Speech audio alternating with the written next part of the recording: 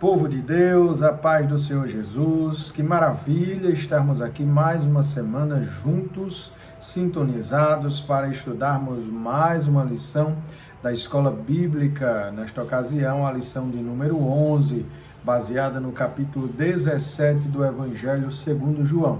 Lição 11, intitulada A Intercessão de Jesus pelos Discípulos.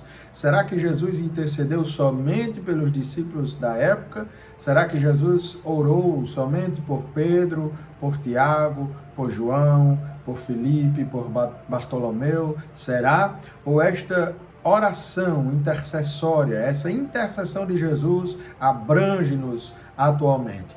Veremos no decorrer da nossa lição. É um prazer tê-los aqui comigo mais uma semana. Antes de darmos início à nossa lição, façamos uma oração. Pai, nós te agradecemos por tudo, queremos te pedir que o Senhor continue conosco, nos dando força, capacidade, sabedoria do alto. Sê conosco, Pai, abençoa os meus irmãos que comigo estão, em nome de Jesus. Amém.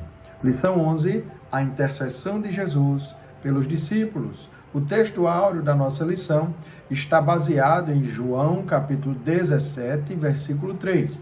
Lição 10, lição passada, nós estávamos analisando o capítulo 16. Claro que não todos os versículos, mas os versículos chaves para a compreensão da lição sobre o derramamento do Espírito. Nesta ocasião, analisaremos o capítulo 17 durante toda a lição. O capítulo 17 será o nosso alvo aqui para nós compreendermos o que Jesus realizou na sua oração intercessória. E o textuário é o versículo 3 que nos diz: E a vida eterna é esta, que conheçam a ti só por único Deus verdadeiro e a Jesus Cristo, a quem enviaste. Essa oração de Jesus no versículo 3. A verdade prática nos diz exatamente assim: a oração que Jesus fez ao Pai em favor de si próprio, dos seus discípulos e da sua igreja, ressoa ainda nos dias atuais. Ora, nós podemos ver aqui já na verdade prática que essa oração que Jesus realizou, esta intercessão que Jesus fez, pode ser ramificada em três diferentes concepções, ter três diferentes públicos, O primeiro, ele mesmo estava pedindo pela sua glorificação, para reaver a glória que ele tinha desde o início, com o Pai. E aí já nos remonta à sua própria pré-existência. Ele é antes de tudo, João diz isso no capítulo 1, nós analisamos aqui na primeira lição. Trata ali da pré-existência do nosso Senhor Jesus Cristo como o Verbo de Deus. Essa pré-existência também dele fala da divindade, porque somente Deus é atemporal. E também fala da trindade, porque ele já estava ali com o Pai, Então ele estava pedindo para ser glorificado, ou receber, reaver, ter reavida a glória que ele tinha desde o início, desde o princípio. Então, esse é um primeiro ponto que Jesus faz a oração. Mas ele estende essa oração também, pedindo, intercedendo pelos discípulos da época. Então, a indagação que eu fiz no início, nós já teremos a resposta com a própria verdade prática. Ele pediu pelos discípulos da época, por Pedro, por Tiago, por João, por Filipe, por Bartolomeu, enfim, por Judas, não Iscariotes, embora Judas tenha feito parte, era salvo, mas se desviou, não foi predestinado para isso, mas era contado com eles. Mas Jesus intercedeu por aqueles discípulos, por aqueles que o seguiam, pelos apóstolos. Mas Jesus também intercede no finalzinho ali da sua oração, no capítulo 17, ele intercede por outros crentes que viriam, que creriam nele, que creriam no seu nome, que o aceitariam como Senhor e Salvador de sua vida.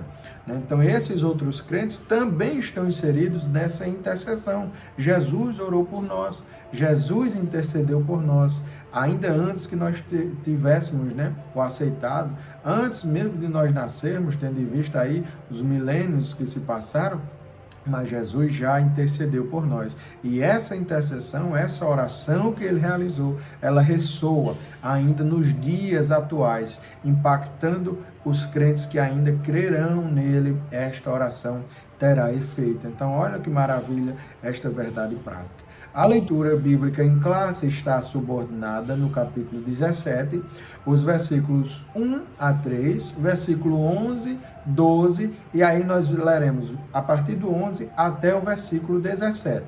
Vejamos o que nos diz a leitura bíblica em classe. Versículo 1. Jesus falou essas coisas e, levantando os olhos ao céu, disse: Pai, é chegada a hora. Glorifica teu filho, para que também o teu filho te glorifique a ti. Assim como lhe deste poder sobre toda a carne, para que dê a vida eterna a todos quantos lhe deste. E a vida eterna é esta, que conheçam a ti só por único Deus verdadeiro e a Jesus Cristo, a quem enviaste. Versículo 11. E eu já não estou mais no mundo, mas eles estão no mundo, e eu vou para ti. Pai Santo, guarda em teu nome aqueles que me deste, para que sejam um, assim como nós. Estando eu com eles do mundo, guardava-os em teu nome. Tenho guardado aqueles que tu me deste, e nenhum deles se perdeu, senão o filho da perdição, para que a Escritura se cumprisse. Versículo 13. Mas agora vou para ti e digo isto no mundo, para que tenham a minha alegria completa em si mesmos. Dei-lhes a tua palavra e o mundo os odiou, porque não são do mundo, assim como eu não sou do mundo. Não peço que os tires do mundo, mas que os livres do mal. Não são do mundo, como eu do mundo não sou. Santifica-os na verdade. A tua palavra é a verdade. Se nós analisarmos aqui o iniciozinho já do capítulo 17, nós perceberemos algo interessante. Nós sabemos que João começa esse capítulo 17 relatando o seguinte: Jesus falou essas coisas e, levantando os olhos ao céu, disse. Ora, já é o primeiro versículo do capítulo. O que será que Jesus falou que João disse aqui? Se nós relembrarmos o capítulo de número 16, que foi alvo da nossa lição passada sobre o derramamento do Espírito, mas Jesus fala mais coisas, ele dá outros ensinamentos, ele está ali didaticamente tratando com os discípulos ainda. Então, ele falou outras coisas que João enfatiza. Jesus falou essas coisas e, após ele ter falado isso, levantou os olhos aos céus, né, e começou a sua intercessão. Então, quando do início desse primeiro versículo do capítulo 17, João já está trazendo o finalzinho do capítulo 16 ali, em especial quando termina, né, dizendo que no mundo tereis aflições, mas tendo bom ânimo, eu venci o mundo. Então, Jesus está no capítulo 17, 1, João relembra o que Jesus fez, dizendo, ele falou essas coisas, ele fez isso, ele ensinou, ele falou isso, e depois disso logo em seguida levantou os olhos aos céus e começou a sua intercessão. Então é interessante nós notarmos isso. Outra coisa interessante aqui neste contexto é em relação ao mundo. Nós temos duas palavras gregas que designam, que dão significado à palavra mundo como nós conhecemos. É o termo cosmos, né, que tem até a ideia de cosmos, que seria aí o mundo de Deus, né, o mundo como planeta, na verdade, como o planeta Terra, o mundo geral, o mundo cósmico, né, por assim dizer. E nós temos a palavra aion. Essa palavra aion, ela pode ser sim traduzida como mundo, mas também é usada como século, como era, e é considerado também o Deus desse século. Se nós relembrarmos desse versículo, o Deus desse século. Ali a palavra original é o termo aion. Então é o Deus desse mundo. Por isso que a Bíblia diz que Jesus fala, né, o príncipe desse mundo, não, o príncipe desse século, em outras traduções. São duas palavras distintas. Por quê? Se nós analisarmos aqui o versículo 14, deles a tua palavra e o mundo os odiou. Que mundo foi esse que os odiou? Será que foi o planeta Terra que os odiou? Não, esse mundo aqui é o Aion, é o mundo dominado pelo inimigo, né? E aqui já o versículo 15, não peço que os tires do mundo. Ora, Jesus não vai pedir que nós sejamos tirados do mundo maligno, não. Esse mundo aqui já é o cosmos, que é o planeta Terra. Então são duas palavras distintas para nós compreendermos o texto bíblico. Faz total diferença quando nós sabemos isso. Eu sempre enfatizo aqui na nossa classe, né, na Igreja Assembleia de Deus, Ministério Missão, aqui Templo Central, onde sou professor, pela graça de Deus, eu sempre enfatizo a importância de nós conhecermos, sim, o texto original. Se não todo o texto, mas algumas palavras que fazem total diferença para a nossa compreensão das Escrituras Sagradas. O objetivo da nossa lição, né, como sempre, são 3 objetivos. O primeiro é nós meditarmos sobre a oração de Jesus pela sua glorificação, que essa oração se refere à sua missão redentora, né? Ele estava pedindo para ser glorificado ali, no sentido de ser visto, que a sua obra seja ou fosse reconhecida, mas também de reaver a glória que ele tinha junto do Pai, né? Porque ele e o Pai eram junto com o Espírito, a Trindade Santa. O segundo objetivo é examinarmos a oração pelos discípulos, que é a segunda parte da oração, sumo sacerdotal, para que os discípulos fossem protegidos e santificados. É isso que Jesus está pedindo pelos discípulos, que eles tivessem ali a proteção, né, que eles também fossem santificados. E o terceiro alvo aqui, nosso, durante toda essa lição, é nós mostrarmos que a oração que Jesus fez não apenas se restringiu a ele e aos discípulos da época, mas é uma oração que abrangeu, né, englobou ali os discípulos, os crentes, né, que futuramente creriam nele, evidenciando que nós temos nesta oração uma perspectiva eterna e inclusiva, não é exclusivo dos crentes da época, mas uma perspectiva inclusiva sobre o reino de Deus. A introdução da nossa lição nos fala assim: na presente lição exploraremos João 17, como já informado. Este capítulo descreve a oração mais significativa, de fato, que o nosso Senhor fez em benefício de si mesmo, ou seja, a sua glorificação, bem como a dos seus discípulos e dos cristãos que creriam no futuro próximo. A oração sumo sacerdotal de Jesus é uma importante lição sobre a unidade do povo de Deus no seu reino e o propósito de promover o evangelho de Jesus no mundo. Aqui fica um primeiro adendo subsidiário para que nós compreendamos. Em várias Bíblias, em várias traduções, a epígrafe ou aquilo que está acima do texto, né, às vezes em negrito, nos traz como a oração sacerdotal de Jesus. Claro, não está errado, não há nenhum pecado, nenhum erro nós denominarmos essa oração como oração sacerdotal. Em algumas colocações, denominam até como oração intercessória, ou oração da glorificação, ou oração da consagração, independente disso. Mas se nós analisarmos a função que Jesus teve com a sua morte vicária na cruz do Calvário, nós vamos ver que o autor aos Hebreus vai denominar Jesus como sumo sacerdote. Então Jesus não era apenas sacerdote, ele era sumo sacerdote. Então, se nós quisermos realmente colocar literalmente o cunho desta oração de Jesus, foi uma oração sumo sacerdotal, tendo em vista a característica que ele tem, né, a função que ele teve e tem ainda hoje, quer queira, quer não, né, a característica de sumo sacerdote.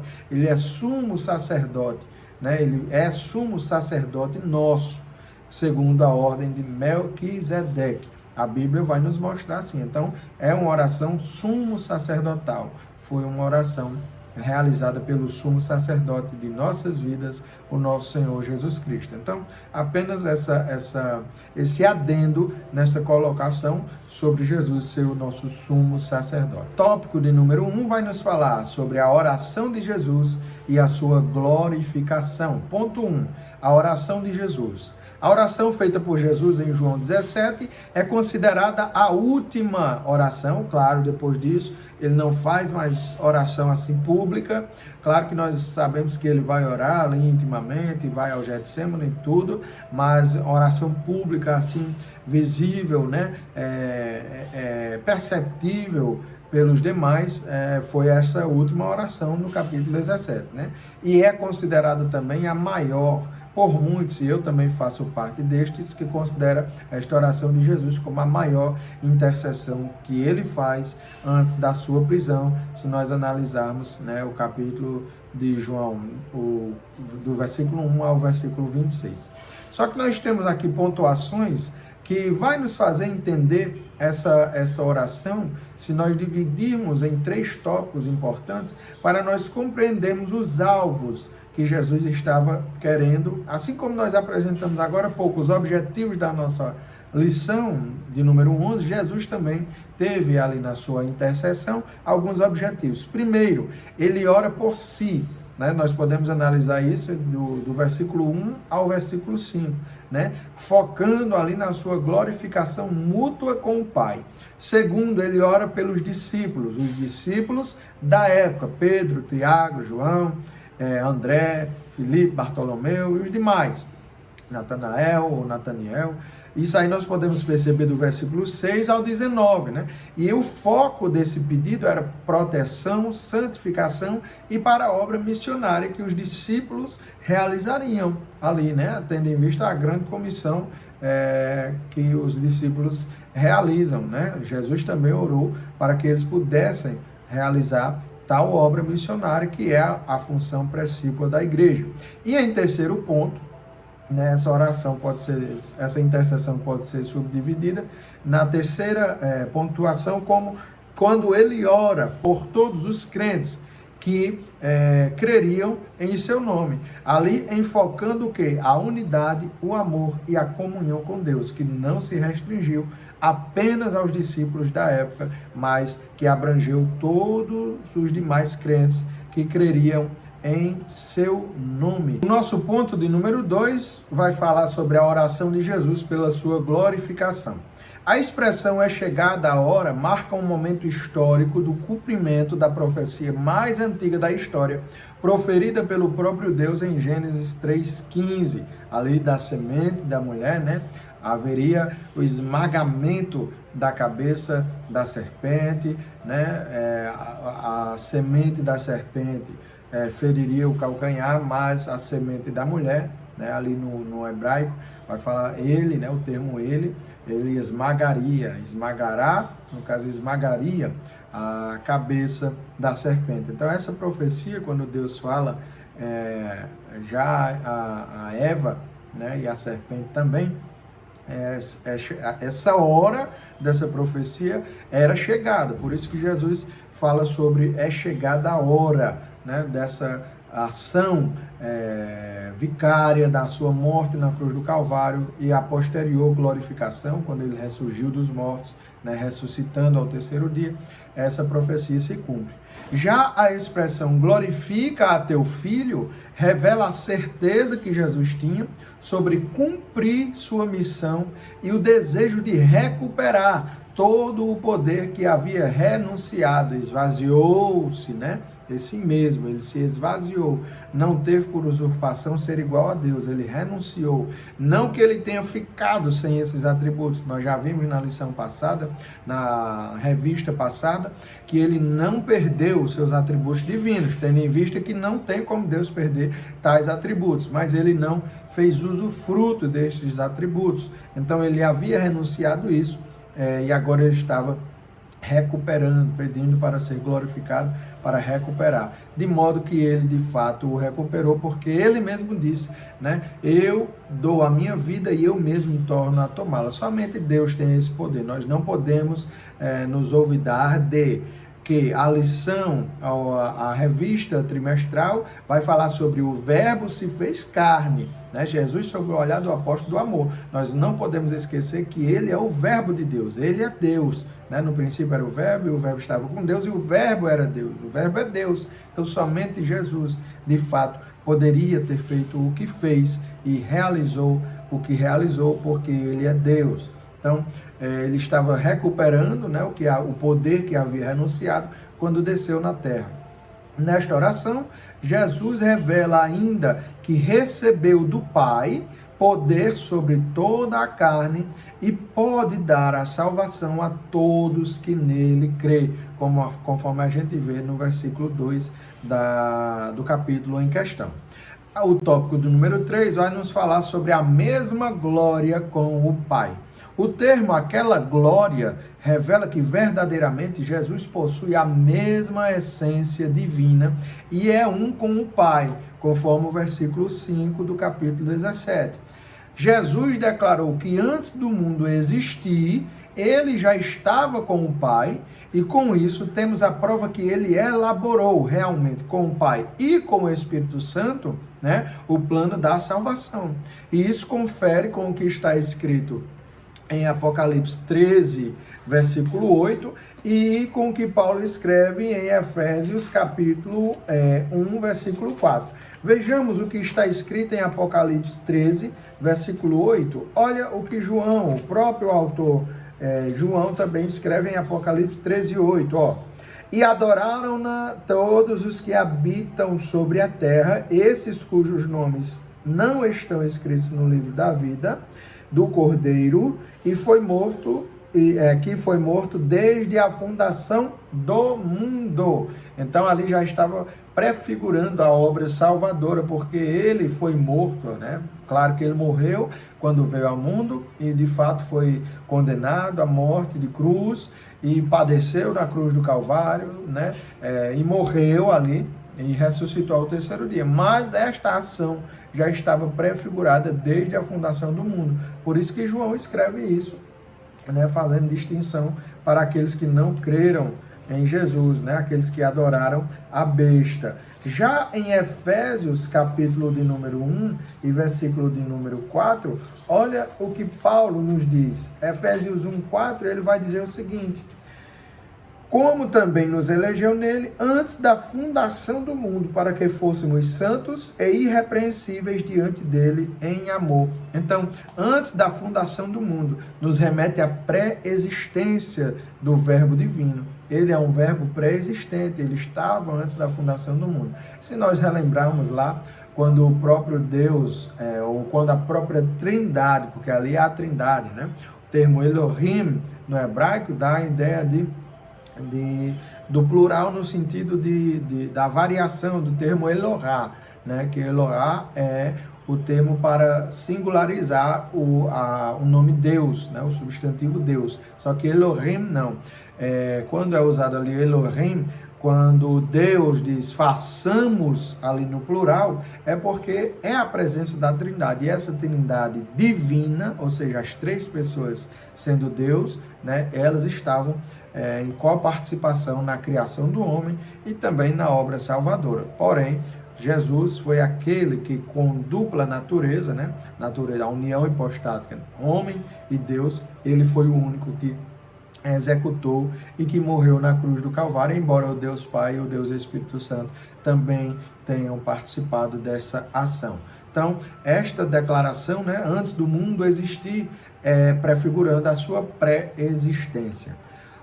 A visão geral do tópico 1 nos diz: a oração de Jesus demonstra o seu desejo em glorificar o Pai e reafirmar a glória que compartilha com Ele desde toda a eternidade. Então, esse compartilhamento da sua glória, alguns interpretam dessa maneira, como que Jesus estivesse pedindo ali a glorificação, para que a partir de então, ele pudesse ser um com o Pai. Não, mas durante todo o Evangelho nós percebemos o contrário, que ele já era um com o Pai, que ele veio do Pai, que ele falava o que o Pai tinha ordenado, tinha o comissionário para fazer.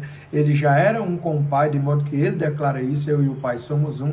Mas a glorificação que ele pede ali, primeiro, é para ter uma visão geral, para que todos o reconhecessem como Filho de Deus, né? Não apenas os apóstolos, mas que todos reconhecessem a sua obra vicária, mas também de reaver o que ele já tinha. Ninguém reaver, né? Ninguém tem de volta o que não tinha. Eu só posso ter de volta algo que eu já tinha. E isso ocorre com Jesus. Ele estava ali pedindo a sua glorificação, aquela mesma glória que ele tinha antes do mundo existir, porque de fato, antes do mundo existir, ele já tinha esta glória.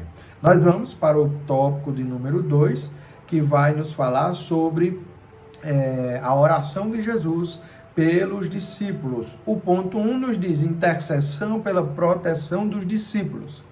Visto que os apóstolos dariam sequência à obra, o Senhor faz uma importante intercessão em favor de seus amigos. Jesus declara que os 11 apóstolos, claro, Judas já não estava mais nesse meio. Algumas lições atrás nós vamos ver que logo após a ceia, ele já se ausenta, do meio deles. Então Jesus estava intercedendo por aqueles que ali estavam.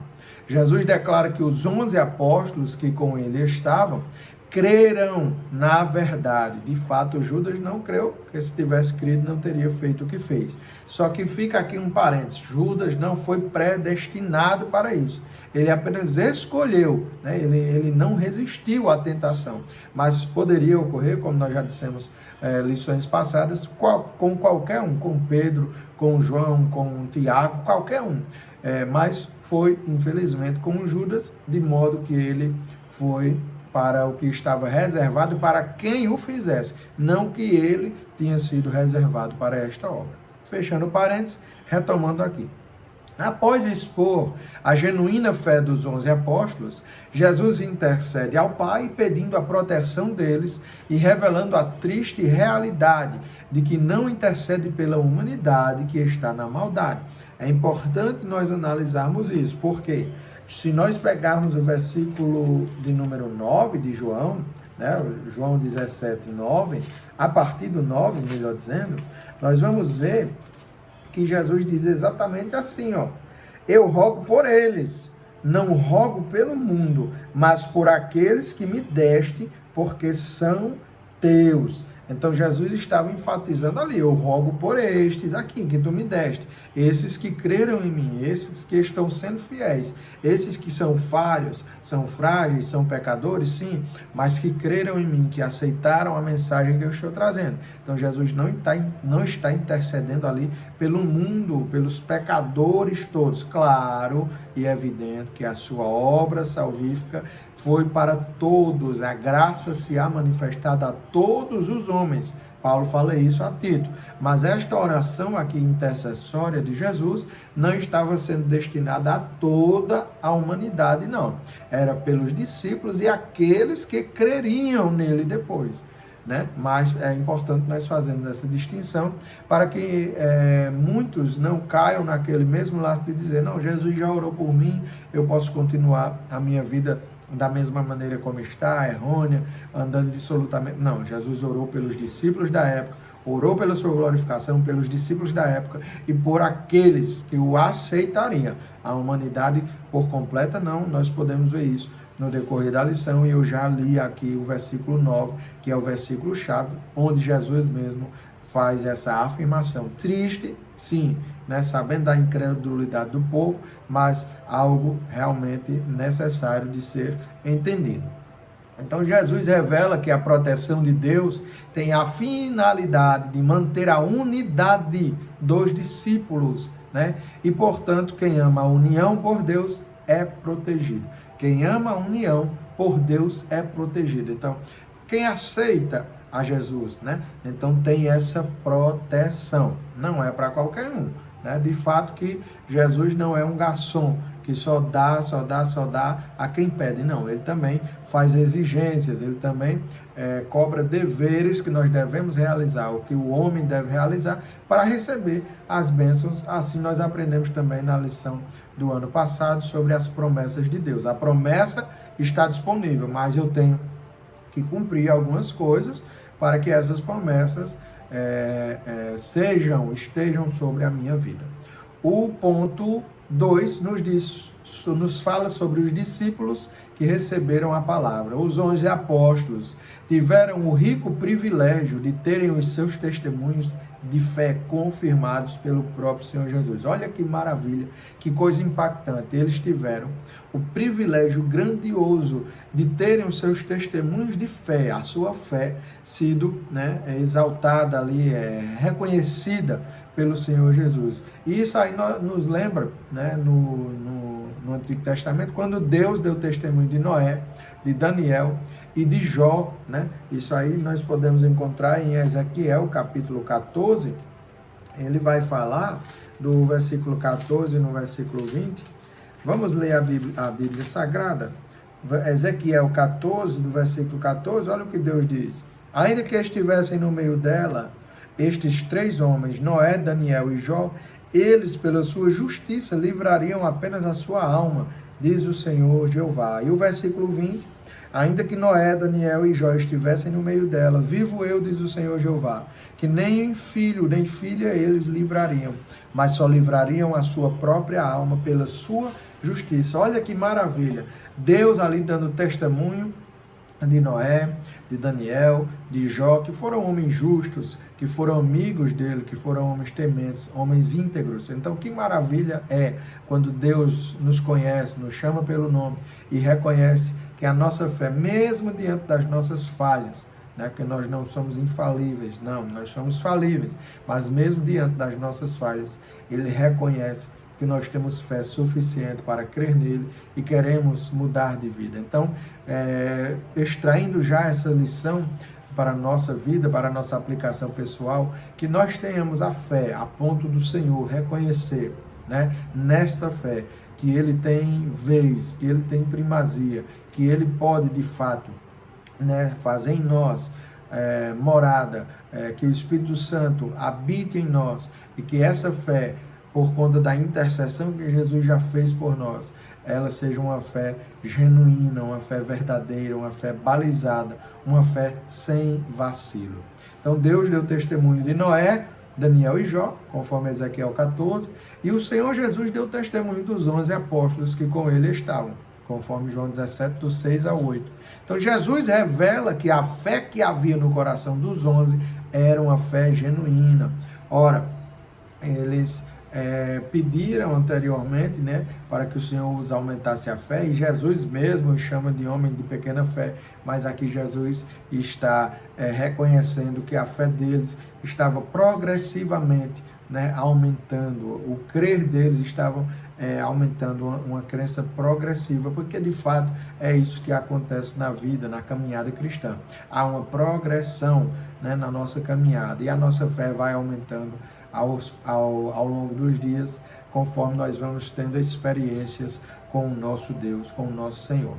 Mesmo depois que Jesus morreu e os apóstolos passaram por um momento de grande tristeza e medo, conforme João 20:19, eles mantiveram o amor pelo Senhor e Jesus os fortaleceu, e eles se tornaram inabaláveis perante Deus e os homens. É uma verdade bíblica esta.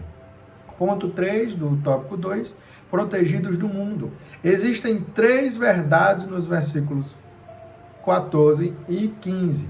A primeira verdade é que o mundo, como sistema, né, o aion, que eu falei lá no início, é um mundo pecaminoso. E este mundo odeia os discípulos de Jesus, desde sempre, irmãos. Não há compatibilidade, não há amor, não há reciprocidade entre o mundo e os crentes. Se nós pegarmos a Bíblia Sagrada, nós vamos ver que Deus fala o contrário, que Jesus, através do apóstolo João, né, vai dizer: todos aqueles que amam o mundo constituem-se inimigos de Deus. E o Senhor Jesus fala em João 15 que o mundo nos aborrece, né, porque somos iguais a ele, a Jesus, né, porque fazemos as obras dele, porque antes aborreceram a ele. Então, não existe essa de nós sermos ou de nós termos amor, reconhecimento pelo mundo. Não, o mundo nos odeia, assim como odiou ao nosso Senhor Jesus. A segunda verdade é que os discípulos de Jesus não pertencem, aí tanto os antigos como nós, não pertencem ao mundo, mas pertencem a Deus e são um com Ele, ou seja, com Deus. Essa unidade é a unidade que nós temos em Cristo, né? Terceira verdade é que Deus dará condições para que os discípulos sejam protegidos do mal. Mesmo diante de tanto ódio, de tanta perseguição, de tanta calúnia, de tanta difamação, o Senhor nos dá o escape, né? Nos protegendo, nos livrando do mal, né? O maligno não vos toca. O João fala sobre isso. O mundo jaz no maligno, mas o maligno não nos toca. Então o mundo jaz no maligno e somente quem entrega a sua vida ao Senhor Jesus e é de Deus consegue vencer o mundo. A síntese ou a visão geral do tópico 2 nos diz que Jesus pediu a proteção para os seus discípulos que acolheram a palavra e necessitavam ser guardados do mal que existe no mundo. Tópico 3 da nossa lição, a oração de Jesus pelos que viriam a crer. Aí são os crentes futuros, nós, hoje em dia, somos esses que viriam a crer, já cremos em Jesus. O ponto 1 fala sobre a oração pela unidade da igreja. A oração de Jesus pela unidade da igreja com ele e com o próprio Deus revela a obra do Espírito Santo que faz a ligação de comunhão para que todos sejam um em Deus, conforme Efésios 4. Vamos ler, claro que o versículo 21 de João nós já analisamos, né, até pelo contexto da lição. Mas vamos ver o que Paulo fala em Efésios 4, versículos 3 e 4. Olha o que Paulo nos diz, Efésios 4, versículos 3 e 4, ele diz: procurando guardar a unidade do Espírito pelo vínculo da paz, há um só corpo e um só Espírito, como também fostes chamados, em uma só esperança da vossa vocação. Um só Senhor, uma só fé, um só batismo, um só Deus e Pai de todos, o qual é sobre todos e por todos e em todos. Eu li aqui até o versículo 6, mas está versando aqui sobre a unidade dos crentes em Deus, esta unidade com Cristo. Visto que o Consolador, né, a unidade do Espírito Santo, visto que o Consolador é um com o Pai e está em nós para nos ensinar, a comunhão plena em um só corpo com Deus é formada, como a gente viu e como o Salmo de número 133 vai falar, né? Ó, quão bom e quão amável e quão doce, né? É que os irmãos vivam em união, não apenas em união, mas em unidade, na unidade do Espírito Santo de Deus, que consequentemente é unidade com Deus, é comunhão com Deus, porque unidade é comunhão. O ponto 2 vai nos falar sobre o propósito da unidade. Qual é? Se nós temos essa união, se nós temos essa unidade com Deus, para que termos essa unidade? Qual o propósito dessa unidade? A igreja revela a unidade espiritual com Cristo por pelo menos 4 motivos elencados aqui, os quais são: primeiro, uma união essencial dos salvos como membros do corpo de Cristo. Isso nós podemos ver em 1 aos Coríntios, e eu vou frisar aqui pela própria Bíblia Sagrada, 1 aos Coríntios 12, versículo 12 também, Paulo vai falar o seguinte, 1 aos Coríntios 12, 12, porque assim como o corpo é um e tem muitos membros, e todos os membros, sendo muitos, são um só corpo, assim é Cristo também. Então é esta primeira motivação, o primeiro motivo de nós termos unidade com Deus. Uma união essencial dos salvos como membros do corpo de Cristo. O segundo modelo, né, o segundo motivo, melhor dizendo, desta nossa unidade é uma união essencial, né, de nós salvos, que é promovida pelo conhecimento crescente, um conhecimento crescente sobre Jesus Cristo. Se nós pegarmos 2 Pedro 3,18, Pedro vai dizer lá, crescei na graça, né, charis do grego, se escreve charis com CH, mas se pronuncia charis, né, ou caris, dependendo de quem pronuncia, dependendo do professor, mas na graça e no conhecimento. Esse conhecimento é a palavra gnosko, né, que vem até, deriva aí o gnóstico, enfim, de conhecimento, gnosco. Só que esse conhecimento não é um conhecimento apenas, um conhecimento raso, superficial, não. Nós podemos até trazer aqui para menção o Salmo 1. Bem-aventurado aquele que medita de dia e de noite, ou seja, que está em constante meditação, constante análise na palavra de Deus. O Salmo 1 fala sobre isso. Então, esse gnosco aqui, né, de conhecer, esse verbo gnosco no grego está no presente do subjuntivo ativo, é um conhecimento progressivo, é um conhecimento contínuo, não se estagna ali. Nós podemos até rememorar o que Moisés fez. Moisés tinha visto o milagre, Moisés tinha visto o maná cair do céu, Moisés tinha visto o mar se abrir, Moisés tinha visto maravilhas de Deus, mas ele queria mais, ele queria se aprofundar no conhecimento de Deus, de modo que ele diz, mostra-me a tua glória. Ele não se contentou em viver naquela vida, claro, não de murmuração em si, não. Mas ele não se contentou viver numa vida superficial, só vendo milagres, mas ele queria ver a glória de Deus. E aí, nós podemos fazer esse paralelo, né, desse gnosco, desse conhecimento, que é um conhecimento contínuo, um conhecimento progressivo, um conhecimento profundo. Então é isso que Pedro está ensinando. Nós devemos crescer na graça, que a graça nos é dada, a graça foi manifestada e nos é dada, somos salvos pela graça, mas também crescermos no conhecimento, nos aprofundando na palavra de Deus, nas nossas experiências espirituais com o nosso Deus, crescer na graça e no conhecimento do nosso Senhor Jesus Cristo. Então é esse o segundo motivo, nós estarmos em unidade, né, tendo esse conhecimento crescente sobre Jesus Cristo. O terceiro motivo é a união essencial dos salvos no desenvolvimento do fruto do Espírito Santo de Deus. Gálatas 5, 22 ao 23, são versículos conhecidíssimos, quando nós tratamos sobre a obra do Espírito Santo, inclusive nós já mencionamos na lição passada, de modo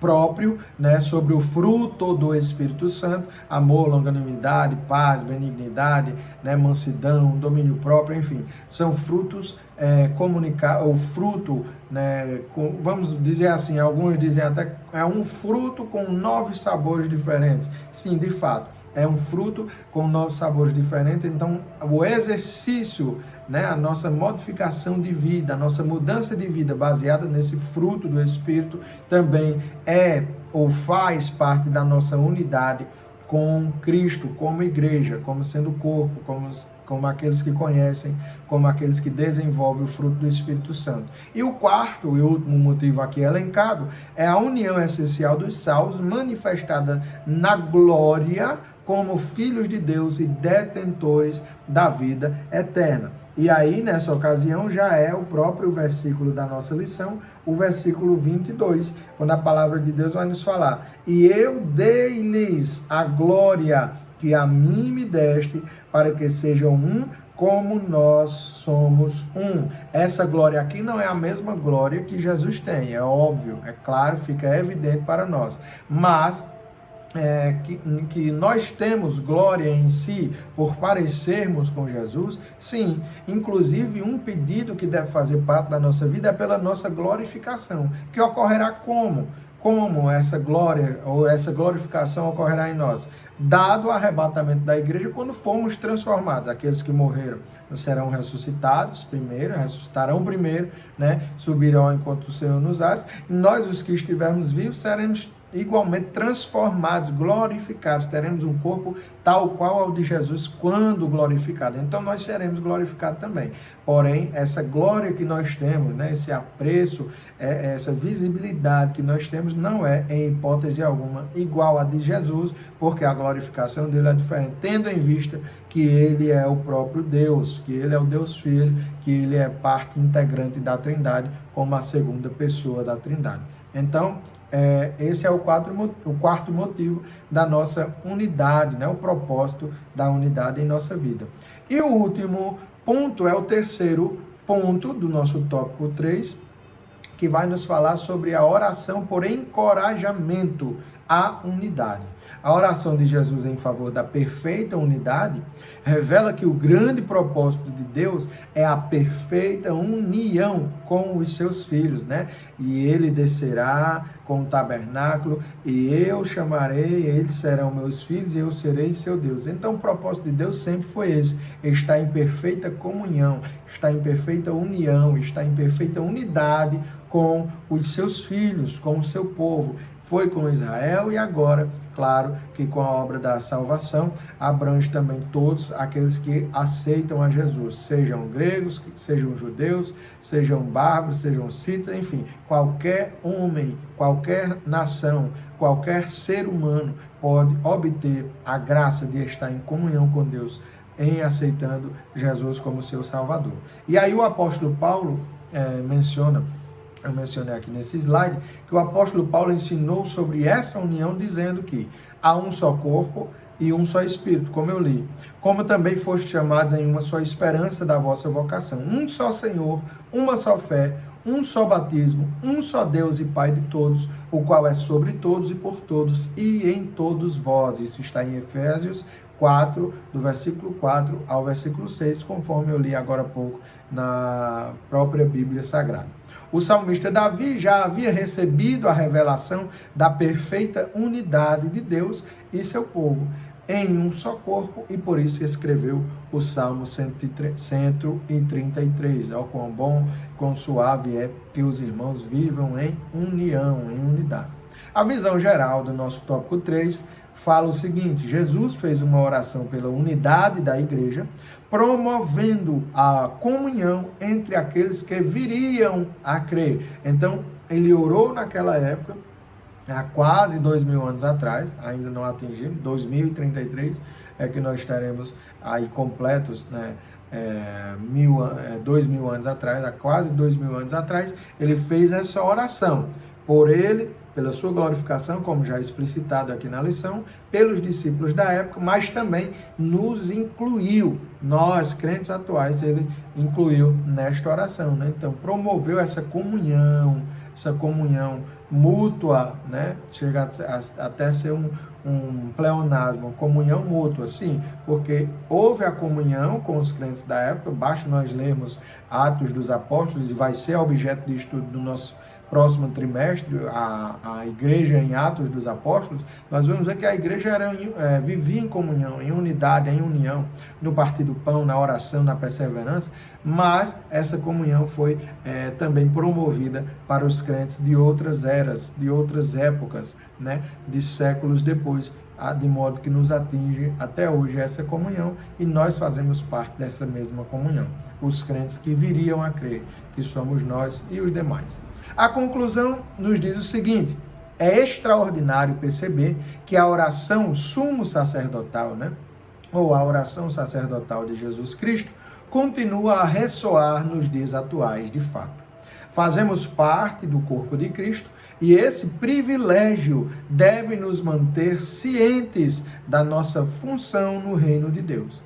Por isso, temos a responsabilidade de nos apresentar entusiasmados para testemunhar com grande coragem o Evangelho, revelando a obra que o Senhor Jesus realizou na cruz do Calvário. Então, é de fato extraordinário o poder que essa intercessão sumo sacerdotal, essa oração sumo sacerdotal que Jesus fez, tem impacto até os dias atuais. De fato, nós somos impactados, nós fomos e somos ainda impactados pelo poder dessa intercessão, dessa oração que o Senhor Jesus fez. Para finalizarmos, eu quero fechar a nossa lição com o versículo de número 17, onde a Bíblia Sagrada nos diz o seguinte: santifica-os na verdade, a tua palavra é a verdade. Então Jesus estava pedindo ali pelos discípulos para serem santificados, mas essa santificação também serve para nós hoje em dia. É uma santificação que nos atinge, a exigência de sermos santos. E essa santificação só deve ser realizada através da palavra. Santifica-os na verdade. E o que é a verdade? a tua palavra é a verdade. E nós vimos já em lições que a verdade é o próprio Cristo. Então, nós estaremos em comunhão com Deus quando estivermos em Cristo Jesus, o caminho, a verdade e a vida, e aquele sumo sacerdote que já orou por nós, intercedendo pela nossa proteção e pela nossa firmeza na fé. Em nome de Jesus, eu agradeço a Deus pela sua companhia até aqui. Quero te pedir para estar comigo na próxima semana, onde você pode curtir, comentar, compartilhar esse vídeo para que outras vidas, possam ser impactadas e na próxima semana estejam também juntos aqui conosco, analisando mais a Bíblia Sagrada, em conformidade com as lições bíblicas da Escola Dominical e também entendendo a Bíblia Sagrada. Em nome de Jesus, que Deus te abençoe e a paz do Senhor.